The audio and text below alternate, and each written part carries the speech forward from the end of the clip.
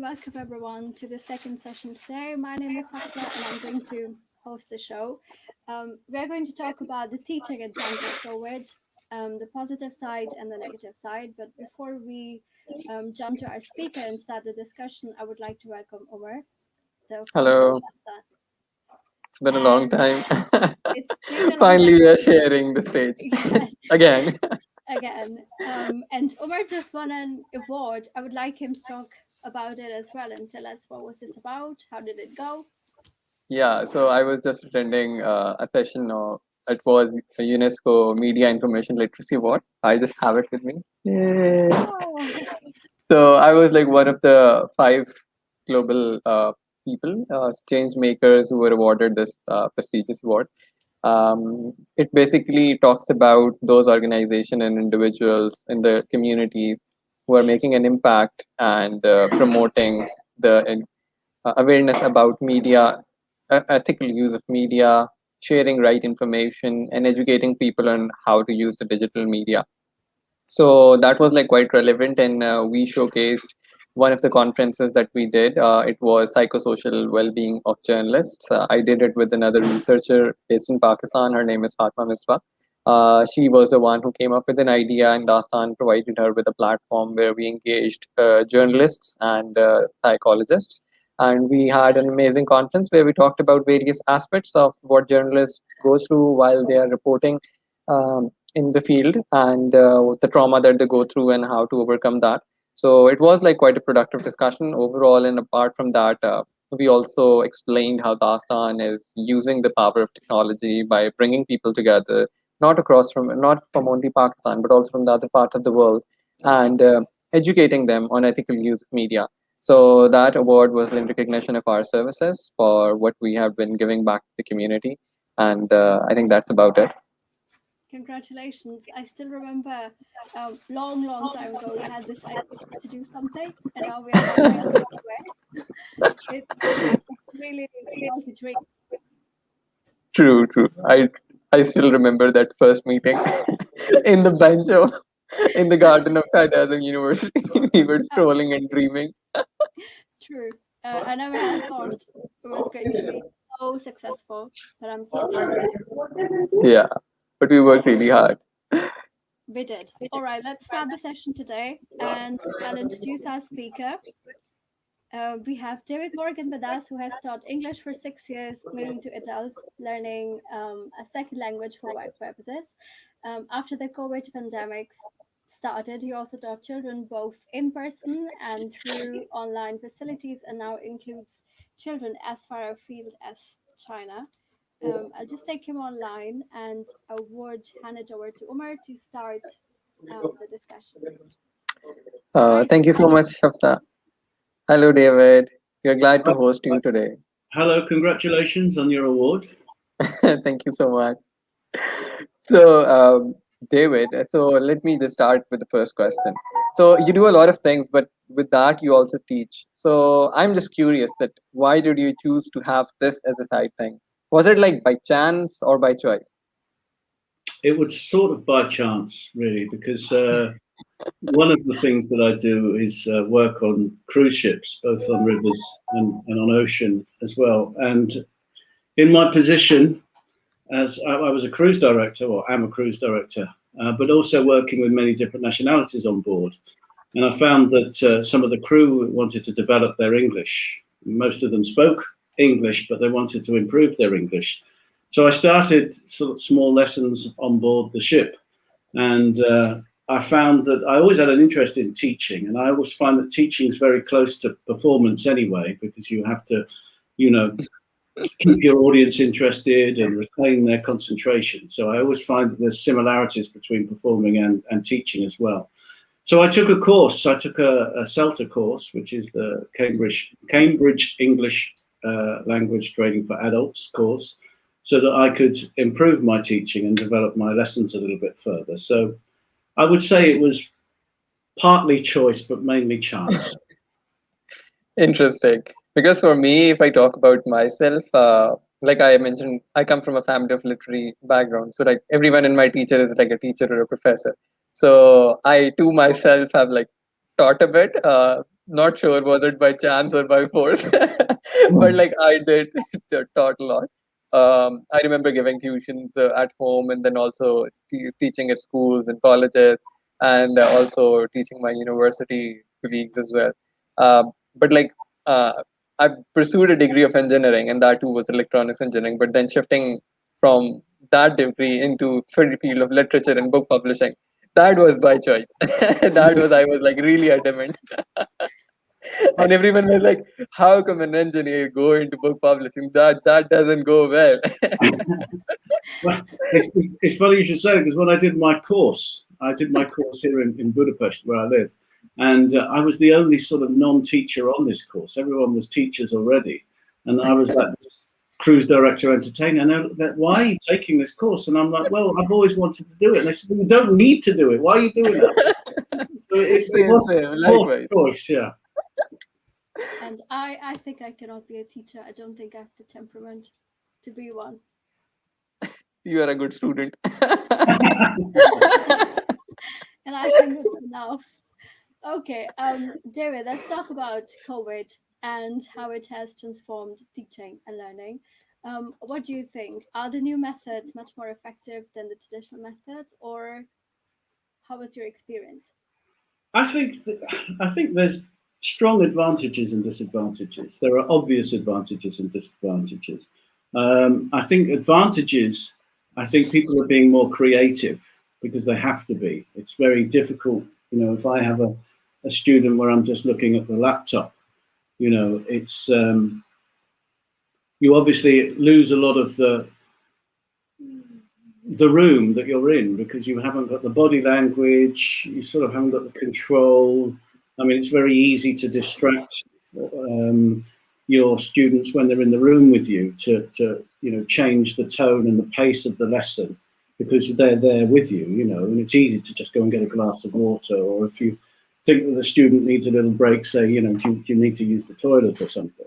It's a bit more difficult when you're online. However, you have to be more creative. So when I'm planning my lessons at the moment for my Chinese students, I try to make them as interactive as possible, as they can be.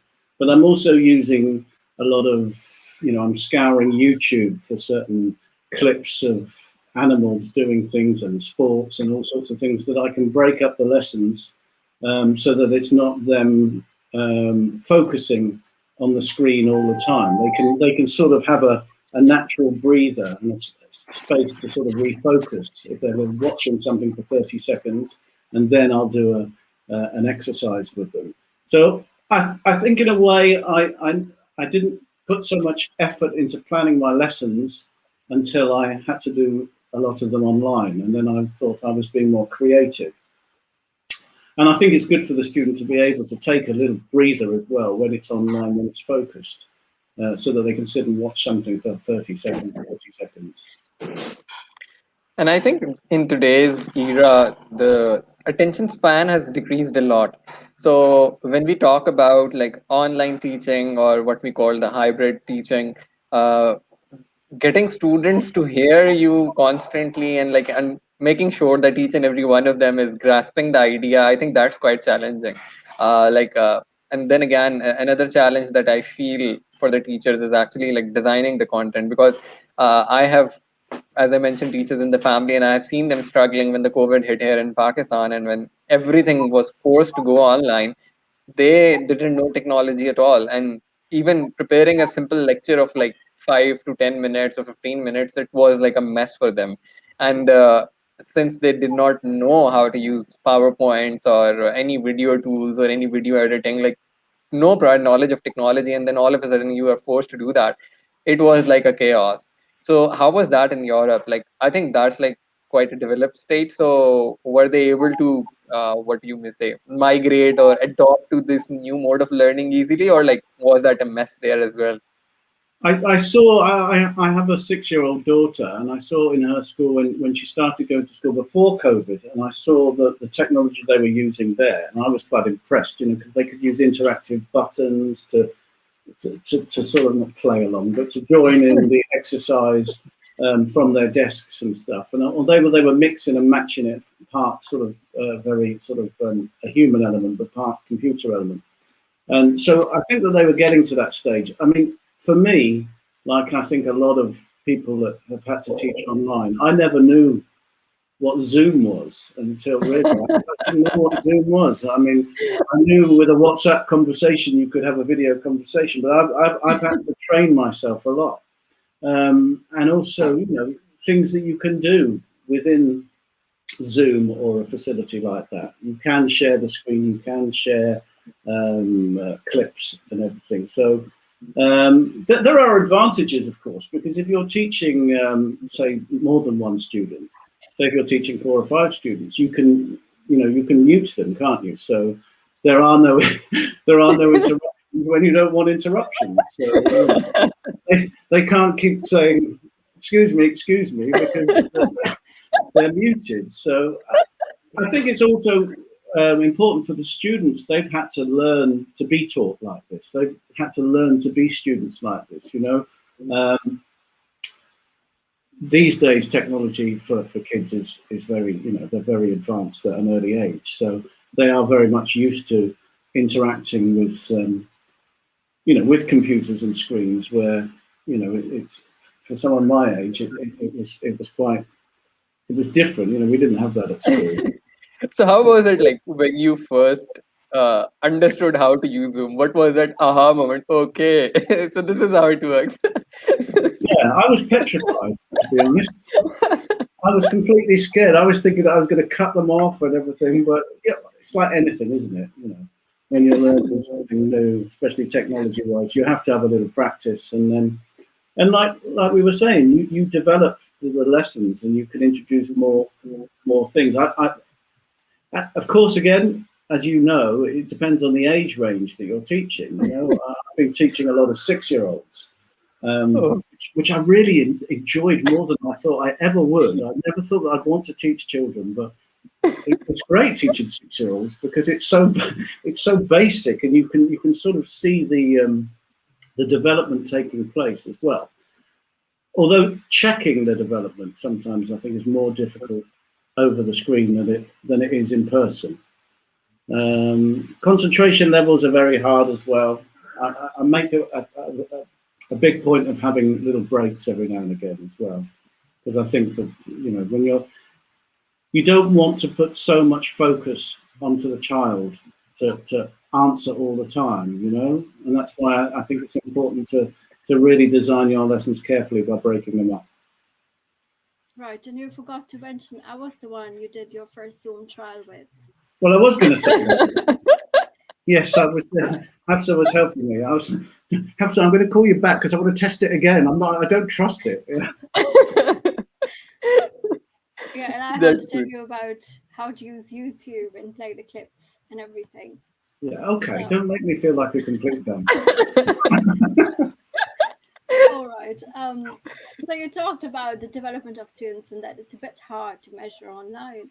I would like to ask you, as a parent, how satisfied are you with these online teaching methods? Because previously you just had to send your kids to school and you did not have to worry about anything because they would stay there, study, teachers would look after them, and you just go and pick them up. Now I think it's a bit different. You have to be around, you have to be sure they're learning, they're focusing. And then if teachers are able to measure their capabilities and their outcomes and the results in the right way, how do you think? I think it's like, you can equate it to the old style teaching. It depends on the ability of the teacher, a lot of it. If the teacher is has a good connection with the class, has good control of the classroom, then you can also equate that to the new techniques. As a teacher, I think you're always aware that the parents are listening, especially in lockdown. And you'll see that the mother or the father just going behind them or giving them a tissue or something, and you think, oh God, I've got the audience of the parents there as well, which shouldn't bother you, but it is, you are aware of it. As a parent, when my Zoe was first learning in the lockdown, I was very impressed with her teacher, the way that she controlled the lessons and the way that, and she had a very good technique of sending them away for an hour and then bringing them back. So she would have maybe 8 in her class, and she would say, right, I'm going to teach you now. You 4, you go off and do something and come back at 10:30. And then she'd teach 2 of them for a bit, then she'd teach 1 of them for a bit. So although it wasn't, you weren't recreating school life because they're there in person all the time, although they do have break times. She developed a very good technique where she would, teach the more advanced students in the class for maybe half an hour here and then bring them all together again, which I thought was very good. As a parent of an 18-year-old as well, who's just completed her A-levels, she found it very, very difficult, the online system, because obviously that advanced education, I think you need more to verify what you're learning with your teacher. And I think that she always felt that she didn't want to keep interrupting, and she couldn't, it's easy, isn't it, when the class are doing maybe an exercise for you to just put your hand up and the teacher to come over and you can just sort of whisper, I'm just not sure on this bit. But when you're online, you've got everybody's watching or everybody's seeing what you're doing. So she felt quite difficult on that as well. Not the access to the school library books, the specific educational books that were in the college or anything. However, her experience ended quite good, because although she put a lot of pressure on herself for the exams that she took her A-levels, she sort of knows the results before the results are not due till August, but because so much of it was done by coursework and so much was done by predicted grades, she knows what she's got already. And she's got 2 A's and a B, so I'm very proud of her. Wow, that's amazing. Yeah. So, David, what do you think about like the future of education? Because I don't think COVID is going away anytime soon, and things are gonna stay this way. So, do you think that the education is gonna stay this way, or will it evolve more? As a parent or as a teacher, how do you look into the future of education? It's difficult to say. However, I think that the more people experience this particular, the pandemic that we've had, people are getting more used to it, and more, as I said, they've developed their ideas. People are having different ideas of how to do things. I think it will remain that you may have, for instance, I think that teaching will, like I said, with that the teacher that sort of like taught part human and sort of part online, I think it will become more of a natural process to do that. And how do you see the apps? I think in Pakistan, the situation is as such that educational apps are very rarely used. Even in classrooms, the teachers do not encourage using technology or apps, or even mobile phones are discouraged to take into classrooms by the teachers or the management. So, how is the situation there in Europe and other in the countries where you have taught? Like, was technology always a part of it? Were students always encouraged to use technology inside the classrooms, or was it like tech free or screen free? I think if you rely too much on technology, then you take away that human element. And I know we're talking now, across many countries over technology. I still think it's very important, that connection between the teacher and the pupil. If you can get that rapport with them, which is very difficult when you're online. You have a certain amount of time as well. Don't forget that little bit of time that you have before the lesson starts when you're actually in a class at college or something. You have that chance to talk with your fellow pupils. You have that little chance to have a little bit of interaction with the teacher, and also after the class as well. You can, like I said, you can verify things that aren't so clear. And if you lose that too much, I think it becomes too robotic. And then, I think some of the advanced students might become more frustrated, and the student, sorry, my daughter just came, and the students that are a little bit, let's say, slower, might feel more inclined to just sit back and just watch and really not take it in. It's very important to verify the learning of the student. And I think one key or positive thing that technology has brought in, which I have personally seen, like one of my aunt, she runs an academy here in Pakistan. Its name is Suri's Academy. So one pilot that she did was that she created videos for the lessons that she wanted to teach, and then they would have the students come over to the class, and then she would teach the students in person. And when the students would go back home, they have a video resource to which they could refer back to, because I think not every student is like that much sharp that they're able to grasp everything the teacher says in 40 minutes Yeah. lecture. But when they go back and they have the same video content, and then which they can play over and over again, that has improved their learning to a very great extent. I think that's like a one way of looking into how the education can be made more effective going into the future, because traditionally, even in past, when teacher would come and deliver, and if you are not in class, or if you were not attentive, or if you were just doing something else, or someone disturbed you, you just miss the entire lecture and the whole thing is wasted. But when you have that video support, and then you can go back and do that over and over again, I think that increases a lot of value and brings a lot of things. Because one thing, being a student, that I have also done and observed as well, students always study the night before the exam, and they want to read each and everything they can get their hands on, and that's the point when they cannot find a teacher to teach them. So if they have like access to video library or video content, I think student learning and grades can dramatically improve. And like that's just my opinion.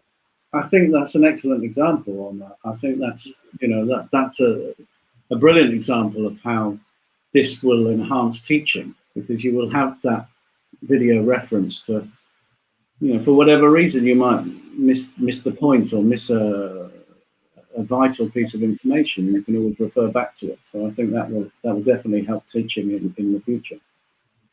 I was going to talk about the challenges that were mentioned already. Challenges of e-teaching. I, as a student, I did give lectures as well, and I took lectures as well. And I think one of the most important challenges we had to deal with was um, the technology. Some students cannot connect at that time, then the Zoom is not working, and then they have missed out. And then they send you emails, and then you have to go through like 50 emails after a week to answer the questions they have. Um, David, you mentioned that okay, we save time. It's good that parents are around and the kids are learning, so teachers are more careful what they're teaching and so on.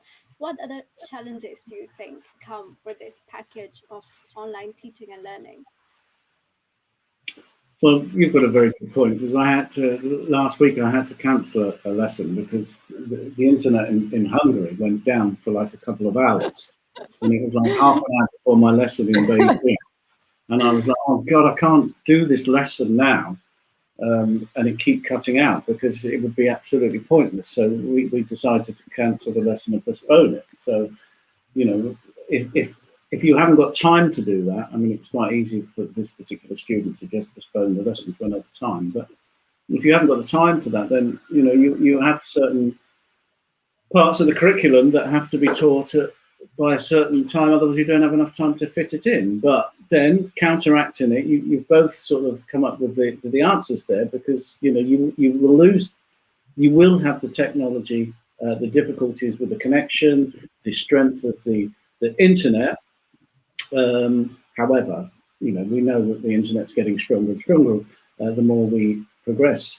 But like Omar said, you can also then maybe record it, and people will have the facility to watch it back again and again. So I do really think, I mean, since you asked me to do this, and I've been thinking about the answers to some of the questions that you already told me, and I really think that there's equal pluses and minuses to it. I think this video option cannot really work because I remember a few of my professors did it. And so videos were there on the YouTube channel, but nobody came for the lecture anymore. So they were just watching the videos before the exam, all of them binge watching, but never came to give any feedback, any questions, nothing. So I don't think that's a good idea as well, because as a teacher, you want to have some sort of feedback. and see if the video is very good enough or if students have questions or not. And this was not happening at all. But you I think say that. However, when I was learning, you couldn't ask a teacher, and you couldn't email the teacher outside the lesson. Now students can email their teachers, and most teachers are quite open for their students to email them questions.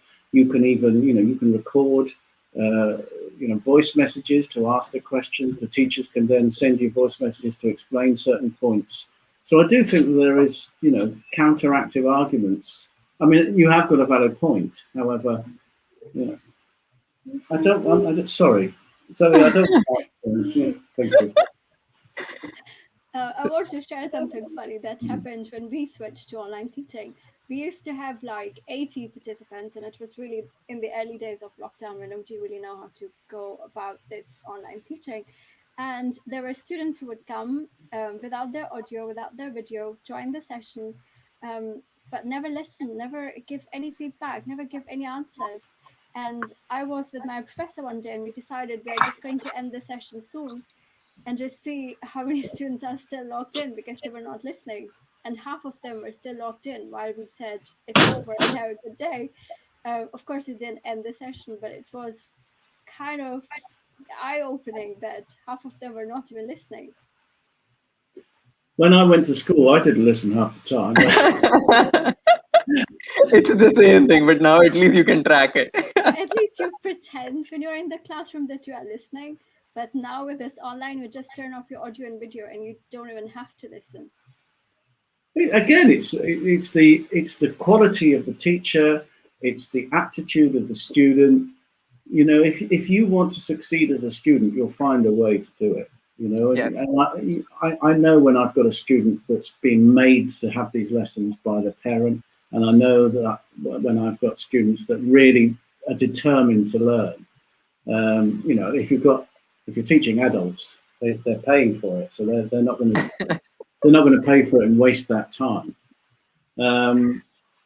I think, like I keep saying, I think there's pluses and minuses. I think it's quite equal when I think about it.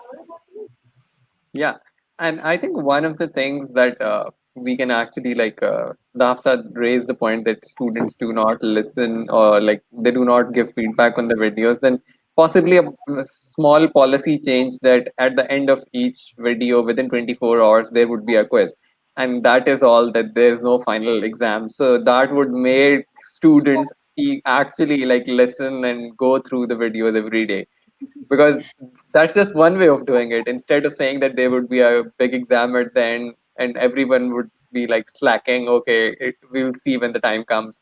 But if you just make a small policy change that every lesson is graded, and all these small gradings cannot be if you skip it, you lose that mark forever. So that kind of small policy change, I think that can be one way of doing the online learning. Because I remember there's this edX platform.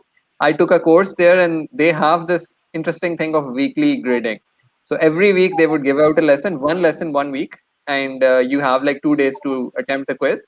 And if you do that, you are graded. If you do not do that, you lose, and that marks can never ever be received again. You cannot take that quiz on at a later time or after a couple of days and then still get the grade. So in this way, they grade you while you are completing the course. So that keeps you motivated to actually push yourself forward and find out answers and engage in discussion. I think that's one way of like going into the future of learning. But then again, I think that might work for the primary schools, but not for university students. You cannot make them take a quiz every week. It just doesn't work.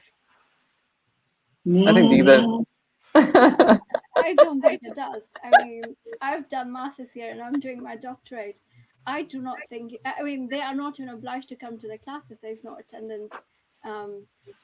It's not required for them to come and attend the lectures. So why would they take the quizzes? I just think that would not really work in this scenario. I would have preferred that method when I was learning. I like the idea of learning in bite-sized chunks. I've got a big thing of teaching in small chunks and getting that in, and then if you get that information in, it's there, and it's sort of cemented.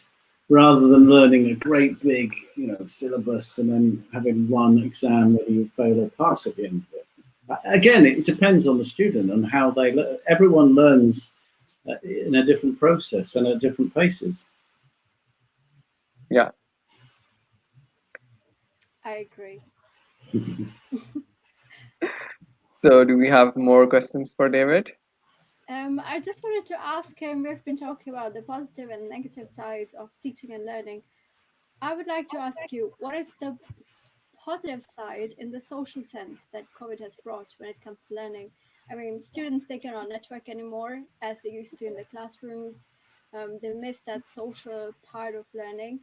But then again, now they can spend more time with their parents, with their families, do a lot of things at home with their pets and so on. So what are the positive things, not just related to learning, that COVID has brought for parents and also teachers? You gain time by learning at home because you don't have to travel. So, I mean, it depends on where your school is. When I was young, I had to travel 40 minutes to my school every day. So that's, 40 minutes there, 40 minutes back, that's gone. You don't have that. So you can spend that with your siblings and your family. I also think if we're going to continue with this sort of hybrid version of teaching,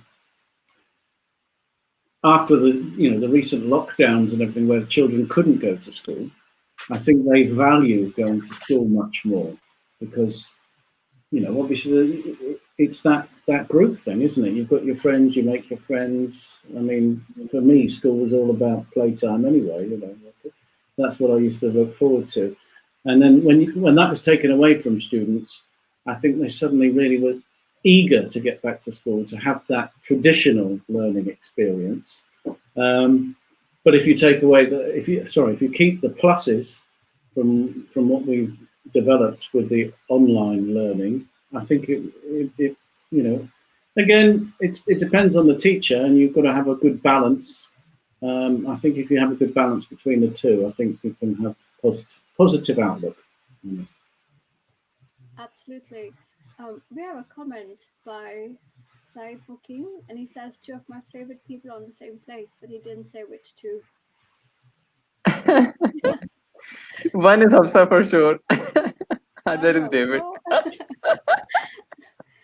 Anyway, that was it, David. It was really interesting to talk about these questions and different perspectives from Europe, from Pakistan, as Umar shared some of his experiences. And I hope you had a good time with us. Yes, thank you very much for inviting me, and I hope you have a good rest of the show. Thank you. Sure. And I Thank hope you. you have a Have a good nice day. day. And Thank Umar, you. you enjoy your evening. Thank Let's you. say it there. Bye-bye. Bye. Bye.